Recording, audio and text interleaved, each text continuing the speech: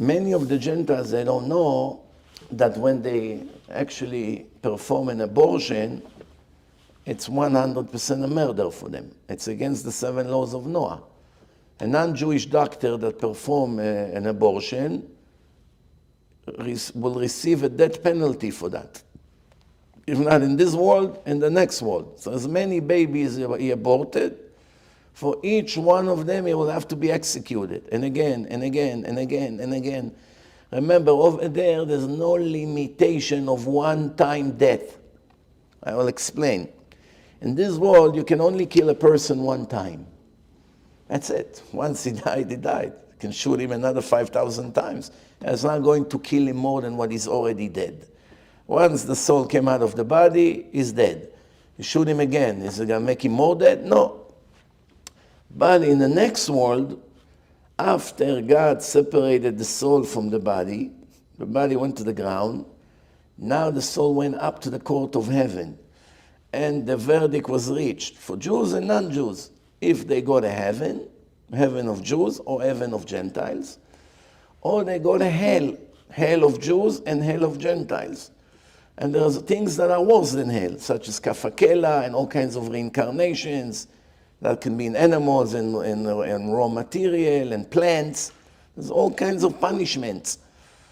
But Jews and non-Jews, they come back sometimes as regular people. They have another chance, another lifetime. They're born in a new body and they have X amount of years. And once they died, another trial. And then God decides, does he send them again in reincarnation? Or this time no more reincarnation, they send them to hell, and the hell is cleansing the soul from all the sins. Every sin a person commits makes a stain on his soul, spiritual stain. These stains cannot be removed with water and soap or showers. This is spiritual. The soul is something spiritual, it's a divine energy. The dirt is all spiritual, it's not physical dirt that you can remove stains. The only way to remove the spiritual stains is in a place called hell. Hell, it's fire. Fire, for instance, if you want to clean silver, that's the way to do it, with fire. The question is, how do you apply fire on something that is not material? Fire can burn wood. Fire can burn plastic. Fire can burn wool. It can burn papers. Can burn a lot of things. But how does fire burn a soul? How does fire affect the soul? For here we have to understand that a person, as you know, is a combination of a body and soul, and the body suffers physical tortures in this world, right? Can be beaten up, can be whipped, with a whip, can have all kinds of sicknesses, all kinds of pain, headaches. It's all physical thing. What does it mean spiritual? Spiritual means you don't need the body to suffer. I'll give you an example. If you take a person right now with his body and throw him into the fire, he begins to scream, for about a minute or two, and he dies.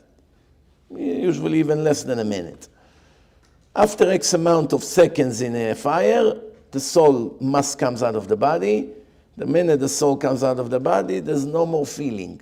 It doesn't feel pain anymore. The body continues to burn, but the soul is already released, flying in space and watching what's happened to the body. He sees his own body is burning, ashes. But he is wondering, wow, look at the wife, look at the children, all my friends, they're all crying. But I'm flying above and I don't feel anymore any pain. The pain was for about 30 seconds. Once the soul comes out of the body, the entire nerve system is shut down. No more pain. All the pain that you feel is only when the soul is in a body. When the soul is not in a body, there's no pain. However, sometimes there's such thing called clinical death. The soul goes out of the body, a person is dead for a few minutes, and then the soul comes back into the body.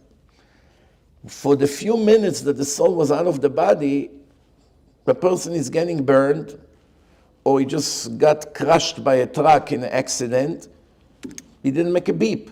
They try to revive him. Electric shots, oxygen, people scream, cry. He doesn't feel any pain. Why? The soul is out of the body for a few minutes. The second the soul gets sucked into the nostrils back again, the soul enters the body through the nostrils, as it's written in Genesis 1. וייצר השם אלוקים את האדם עפר מן האדמה. God created Adam sin from the earth. ויפח באפיו נשמת חיים, and he blew into his nostrils a living soul. ויהיה האדם לנפש חיה. And a person became alive. 3 steps. First, there is a shape of a body. It's all material, made from sand.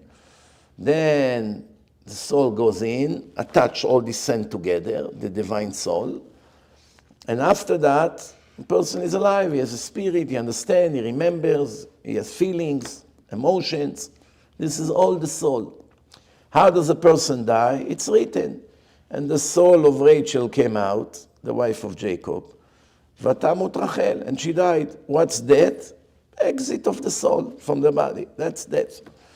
It's also written in Kohelet, King Solomon, and the soul will return to the master that gave it, and the body will return to the sand that it came from. And there's another verse, you came from the ashes and you will go back to the ashes. So, מן העפר באת ואל העפר תשוב. So there is no dilemma here. It's very, very clear. 1, 2, 3, 3, 2, 1. That's it. That's how you become alive and that's how you die. Now, when a person goes to sleep and he wakes up after 2 minutes with a huge nightmare, screaming, crying, his pulse is 200, his blood pressure is higher now, he's sweating all over the bed, he became very red. His wife is checking him up, you okay? I never saw you like this. Don't ask, I had a huge nightmare. And he began to describe a real disaster, tragedy, one tragedy after the other that happened to him. The problem is that he was only sleeping for less than 3 minutes. It's not even 200 seconds. That's it. 1, 2, 3, 3 minutes, it's over, finished. But the story with the conversations that took place is 6 months. 6 months. How did 6 months of events with sailing with a boat in the middle of the ocean for weeks, being stuck 3 days with sharks in the middle of the water, in the middle of the ocean, getting beaten up by kidnappers, such a story, 6 months of hell. How did it fit in less than 3 minutes of sleep? There's no room on a disc.